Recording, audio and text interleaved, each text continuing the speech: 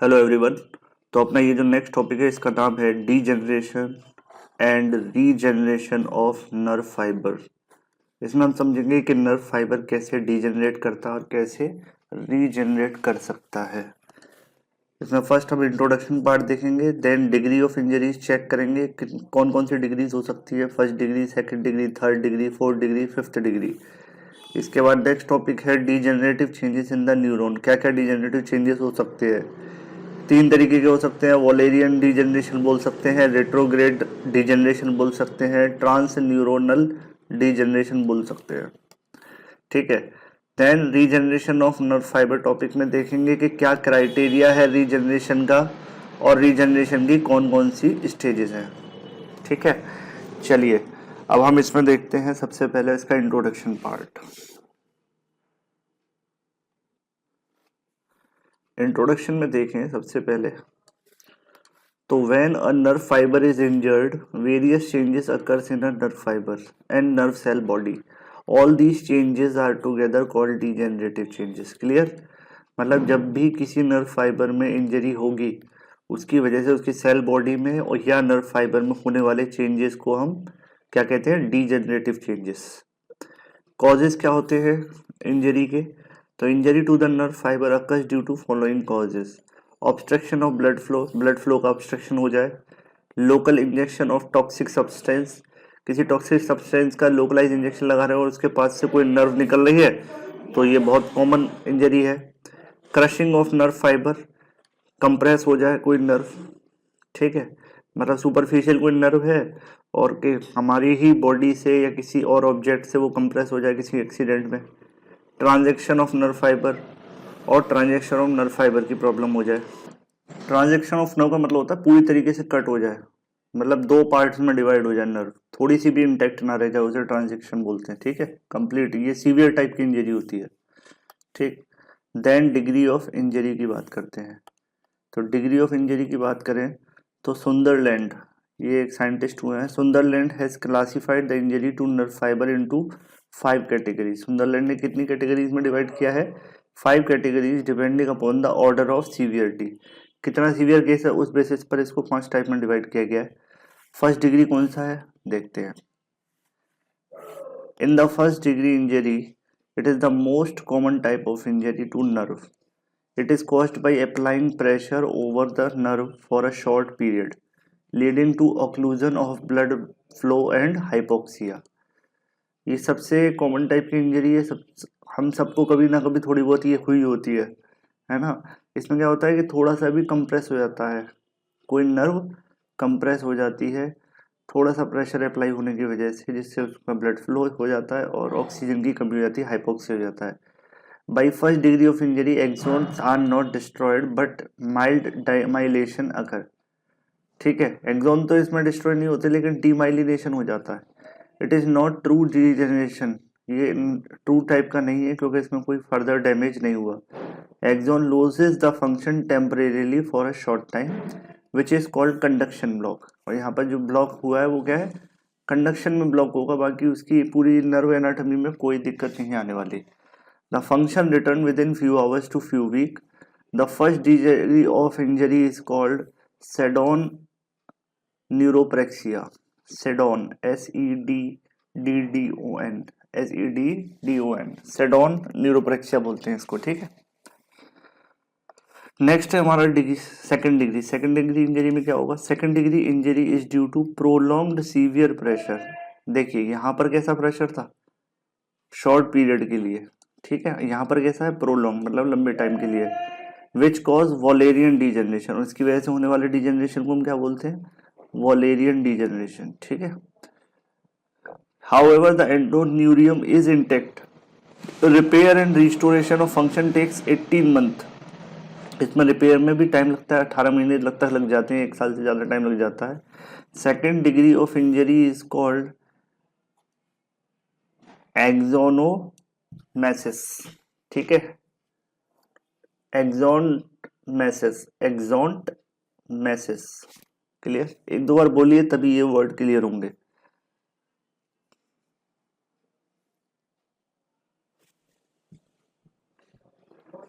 Next is third degree. In this case endoneurium is interrupted.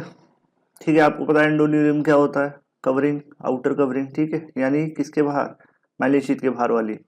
Endoneurium is interrupted, epineurium and perineurium is intact, यानी एक particular fibre damage होंगे, कुछ fibre damage होंगे, ना कि पूरी की पूरी नर्व, क्योंकि एपिन्यूरियम और पेरिन्यूरियम पूरी तरीके से इंटैक्ट है।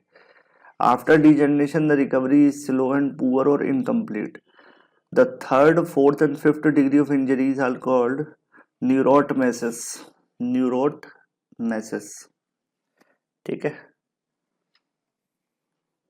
ये था एक्सोंटमेसिस और ये था न्यूरोटमेसिस, ठीक है।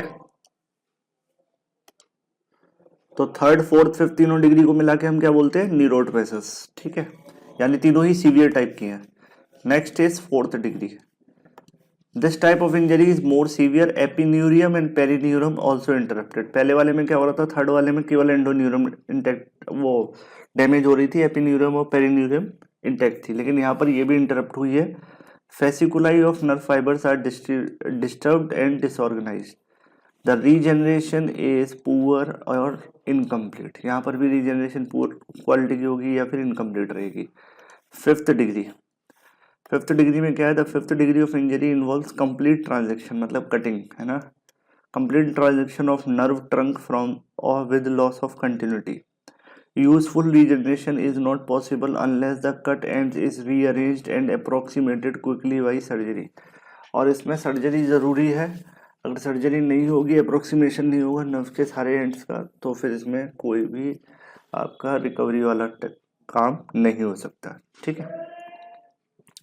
Next is degenerative changes in the neuron. Neuron के अंदर क्या क्या डीजेनरेटिव चेंजेस हो सकते हैं, तो degeneration refers to the deterioration और इम्पेयरमेंट और pathological changes in injured tissue. When a peripheral nerve fiber is injured, the degenerative changes occurs in the nerve cell body and nerve fiber of same neuron and the adjoining neuron। तो degeneration का मतलब क्या है, कोई भी deterioration, मतलब कोई भी डैमेज, इम्पेयरमेंट या कोई पैथोलॉजिकल कंडीशन जिससे कि कोई टिश्यू इंजर्ड होता है, उसको हम डिजेनरेशन बोलते हैं। और जब भी पेरिफेरल नर्व इंजर रहेगी तो उसकी सेल बॉडी या उसका फाइबर, सेम न्यूरॉन या उसके आसपास वालों को, सबको उसी कैटेगरी में रखा जाएगा। Accordingly degenerative changes are classified into 3 classes. तो यहाँ पर 3 क्लासेस में बांटा गया है डीजेनरेटिव चेंजेस को। कौन कौन से, या तो वॉलेरियन डीजेनरेशन होगा, या रेट्रोग्रेड डीजेनरेशन होगा, या थर्ड कैटेगरी कौन सी आपकी, ट्रांस न्यूरोनल डीजेनरेशन होगा, ठीक है। अब एक एक करके तीनों टाइप के डीजेनरेशन को देखते हैं। नेक्स्ट, तो यहाँ पर जो वॉलेरियन डीजेनरेशन है, वॉलेरियन डीजेनरेशन और ऑर्थोग्रेड डीजेनरेशन भी बोलते हैं इसको, ठीक है, orthograde. The Wallerian degeneration is a pathological changes, ये पैथोलॉजिकल चेंजेस है that occurs in the distal. तो वॉलेरियन डीजेनरेशन पैथोलॉजिकल चेंजेस है, समझ में आ गया। इसमें क्या होगा, the distal cut end of the nerve fibre that is axon, है ना। एक तो प्रोक्सिमल एंड होगा, जैसे ये जो बॉडी है ये क्या है, ये सेल बॉडी है और ये फाइबर है, तो ये डिस्टल पार्ट हो गया, ये प्रॉक्सिमल पार्ट हो गया। तो कट होने के बाद ये फाइबर दूर तक जाता है, इसीलिए ये डिस्टल पार्ट में कंसीडर होता है, ठीक है। यहाँ पर ये डिस्टल पार्ट में है और ये प्रॉक्सिमल पार्ट में है। तो जो डिस्टल पार्ट है यानी नर्व फाइबर, उसमें क्या होगा, the distal cut end of the nerve fibre that is axon. तो एक्सोन तो यही है ना। It is named after discoverer Waller, Waller ने इसको डिस्कवर किया था। It is also called orthograde degeneration. Wallerian degeneration start within 24 hour of injury, injury के 24 घंटे के अंदर ये शुरू हो जाता है degeneration. Changes occurs through out the length of distal part of nerve fibre simultaneously. तो यानी ये अपनी मेन सेल बॉडी से जो अलग हो गया फाइबर यानी एक्सोन, उसके अंदर जो चेंजेस होते हैं कंप्लीटली, वो चेंजेस हम कंसीडर करते हैं इसमें, ठीक है। चेंजेस इन नर्व, क्या क्या चेंजेस होंगे, number 1, axis cylinder swell and break up into small pieces after few days. The broken pieces appears as debris in the space occupied by axis cylinder. तो इसमें जो एक्सिस सिलेंडर कौन होगा इसमें, यानी एक्सोन, है ना। तो एक्सोन सिलेंडर जो है वो स्मॉल पीसेस में ब्रेक हो जाएगा। दूसरा, myelin sheath is slowly disintegrated into fat droplet. The changes in the myelin sheath occurs from 8th to 35th day. ठीक है, यानी एक हफ्ते से अगले 2-4 हफ्ते में ये पूरी तरीके से माइलिन शीथ भी खत्म हो जाएगी और क्या बन जाएगी, fat droplet. Neurilemmal sheath is unaffected but the Schwann cell multiply rapidly. Neurilemmal sheath पर कोई फर्क नहीं पड़ेगा न्यूरीलेमल पर, लेकिन श्वान सेल जो है वो डिवाइड करेंगे। Macrophages invade the outside and remove the debris of axis cylinder and fat droplet by disintegrated myelin sheath. So the neurilemmal tube become empty. Later it is filled with cytoplasm of Schwann cell. और बाद में क्या होगा, जो न्यूरोलेमल tube है वो free हो जाएगी और उसके अंदर क्या भर जाएगा, साइटोप्लाज्म स्वान सेल का। ठीक है, स्वान सेल जो है हमारे वो कहाँ मिलते हैं, इसके लिए आप प्रीवियस वीडियो देखना, आपको पता चल जाएगा। ठीक है, all these changes takes place about 2 months from the day of injury. और ये सारे चेंजेस धीरे धीरे होते हैं, इनमें कम से कम 2 महीने का टाइम लगता है। ठीक है, अब देखिए यहाँ पर डायग्राम में हम समझते हैं इसको। ये साइट ऑफ इंजरी है। ठीक है, यहाँ से कट हुआ है, कट कहाँ से लगा है, यहाँ से, यहाँ पर कट लगा है। ठीक है, ये आपकी माइलिन शीथ है। कौन से, ये जो पीसेस हैं ये क्या है, माइलिन शीथ। ठीक है, और ये सोमा, सोमा मतलब सेल बॉडी। ठीक है, अब सबसे पहले क्या होगा, यहाँ पर चोट लगते ही सबसे पहले निसल ग्रेन्यूल्स डिसअपीयर। देखिए इसमें पहले ग्रेन्यूल्स थे, अब ग्रेन्यूल्स इसमें नहीं है, ये बिल्कुल क्लियर हो चुका है। आप देख सकते हो यहाँ पर ये पूरा क्लियर हो चुका है। And disintegration of myelin sheath and break down of axis cylinder. अब यहाँ पर क्या हुआ, देखो माइलिन शीथ जो थी इसके ऊपर कंप्लीट डिस्टल है ना, मेन पॉइंट से, ये प्रोक्सिमल पॉइंट है, ये डिस्टल पॉइंट है, ये माइलिन शीथ देखिए गायब हो गई है ना। Injured nerve fibre regenerating into neurilemmal tube. अब क्या बचा, केवल केवल और केवल क्या बचा, न्यूरीलेमल ट्यूब है। ये क्या है, न्यूरीलेमल, ये न्यूरीलेमा है ना। ठीक है, इसके अंदर से पूरा क्या हो गया, केवल साइटोप्लाज्म बचा। क्लियर। इसके बाद नेक्स्ट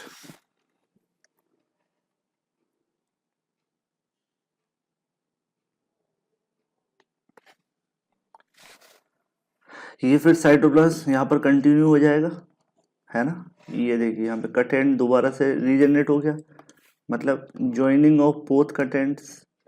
और finally regeneration is complete with myelin sheath and Nissl granules. और बाद में दोबारा से यहाँ पर आप देखिए ये अपीयर होने शुरू हो गए ग्रेन्यूल्स, और फाइनली इसमें ग्रेन्यूल्स पूरे बन चुके। आपको पता है एक्सोन हिलोक पे ग्रेन्यूल्स नहीं होते। ये कौन सा एरिया है, ये है एक्सोन हिलोक, और यहाँ पर नहीं होते ग्रेन्यूल्स। ठीक है, तो इस तरीके से दोबारा से रीजनरेट कर जाएगी। मतलब इनिशियली क्या होगा, पहले क्या डिसअपीयर होगा, निसल ग्रेन्यूल्स डिसअपीयर हो जाएंगे, और यहाँ से ये आपका ये फाइबर के यहाँ पे एक्सोन का साइटोप्लाज्म गायब हो जाएगा। फिर धीरे धीरे ये दोबारा से रीजनरेट होगा और दोबारा से इस पर माइलिन शीथ बननी शुरू हो जाएगी। Next is retrograde degeneration. Orthograde देख लिया हमने, वॉलेरियन डिजेनरेशन। अब देखते हैं retrograde degeneration. Retrograde degeneration is the pathological changes which occurs in the nerve cell body and axon proximal to the cut end. ठीक है, अभी हमने क्या देखा था,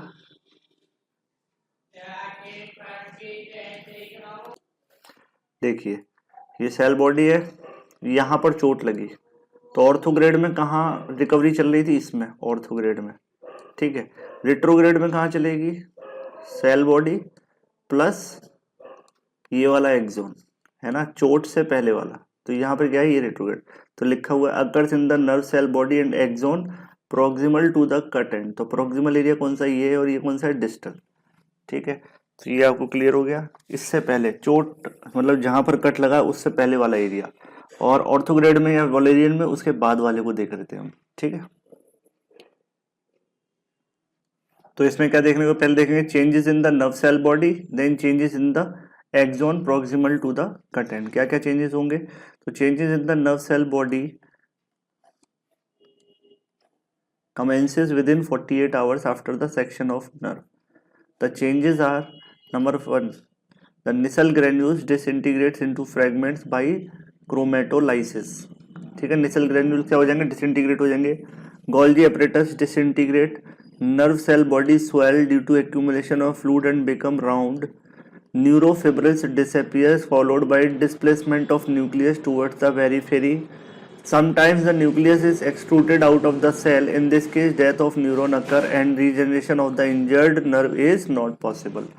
तो देखिए हुआ क्या है यहाँ पर, जब भी चेंजेस होंगे सेल बॉडी स्वेल हो जाएगी, एक्स्ट्रा सेलुलर फ्लूइड उसके अंदर बढ़ जाएगा, वो सर्कुलर हो जाएगा, और जो न्यूक्लियस सेंटर में था वो न्यूक्लियस पेरीफेरी की तरफ चला जाएगा, लेकिन वहाँ से बाहर नहीं निकलना चाहिए। अगर वहाँ से बाहर निकल गया तो इसका मतलब वो परमानेंट डेथ हो जाएगी सेल की। अगर न्यूक्लियस वहाँ से पूरी तरीके से बाहर निकल गया तो फिर उसको आप दोबारा से उसकी रीजनरेशन नहीं करा सकते, कुछ नहीं हो सकता उसका, ठीक है, वो परमानेंट डेथ हो गई। Next is in the axons changes occurs only up to first node of Ranvier from the site of injury. Degenerative changes that occurs in proximal cut end of axon are similar to those occurs in the distal cut end of the nerve fiber. और यहाँ पर same वैसे ही changes होंगे जैसे हमने orthograde में देखे थे, ठीक है। ऑर्थोग्रेड में जो चेंजेस हुए थे सेम वैसे ही यहाँ पर होंगे, लेकिन कहाँ तक होंगे, केवल फर्स्ट नोड्स ऑफ रेनवियर तक, ठीक है, फर्स्ट नोड ऑफ रेनवियर तक होंगे, ठीक है। Next is transneuronal degeneration. तीसरी कैटेगरी हमारी कौन सी है, transneuronal degeneration. If an efferent nerve fibre is cut the degenerative changes occurs in neuron with which the efferent nerve fibre synapse, it is called transneuronal degeneration. तो afferent माने आने वाला, efferent माने जाने वाला, है ना। तो अफेरेंट नर्व फाइबर अगर कट होगा कहीं पर भी तो जो डिजेनरेटिव चेंजेस होंगे न्यूरॉन में, वो अफरेंट नर्व फाइबर जिसके साथ साइनेप्स बनाएगा, है ना, जिस भी नर्व के साथ, उसके अंदर भी चेंजेस होंगे, डिजेनरेटिव चेंजेस। इसी को बोलते हैं ट्रांस न्यूरोनल, मतलब एक न्यूरॉन के अलावा, अपार्ट फ्रॉम न्यूरोनल, ठीक है, ट्रांस न्यूरोनल डिजेनरेशन। एग्जाम्पल कहाँ कहाँ होगा ये, chromatolysis in the cell of lateral geniculate body occurs due to sectioning of optic nerve.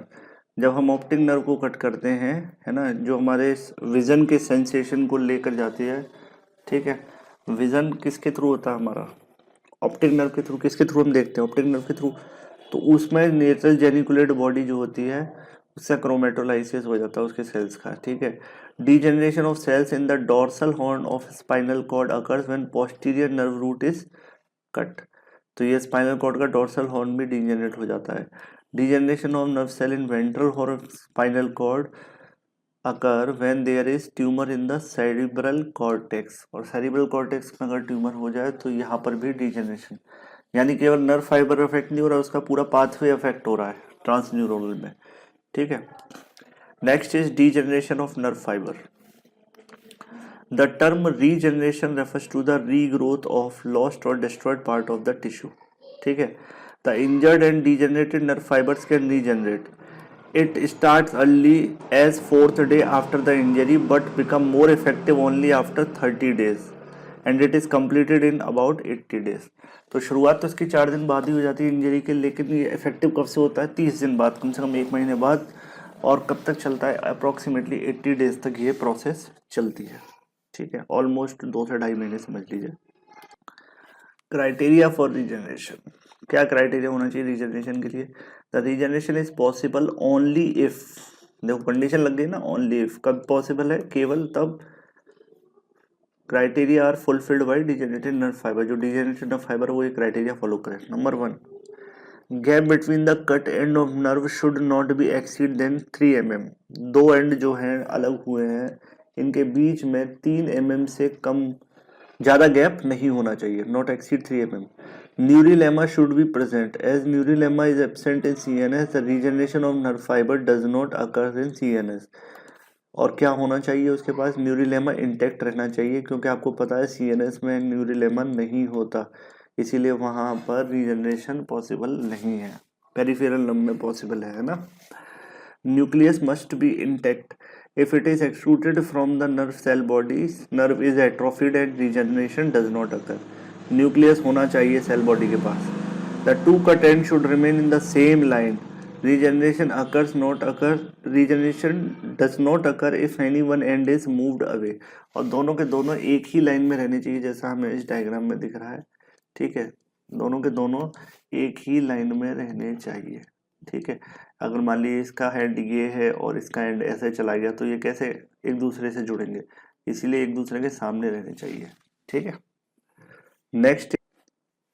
Next is stages of regeneration. First, some pseudopodia-like extensions grow from the proximal cut end of the nerve. Proximal cut end जो है, जो मतलब cell body की तरफ होगा, वहां से कुछ pseudopodia जैसी प्रोसेस निकलेंगी. These extensions are called fibrils or regenerative sprouts. The number of fibrils is up to 100. Fibrils moves towards the distal cut end of the nerve fiber. ये किधर को मूव करेंगे? डिस्टल कट एंड को मिलने की कोशिश करेंगे.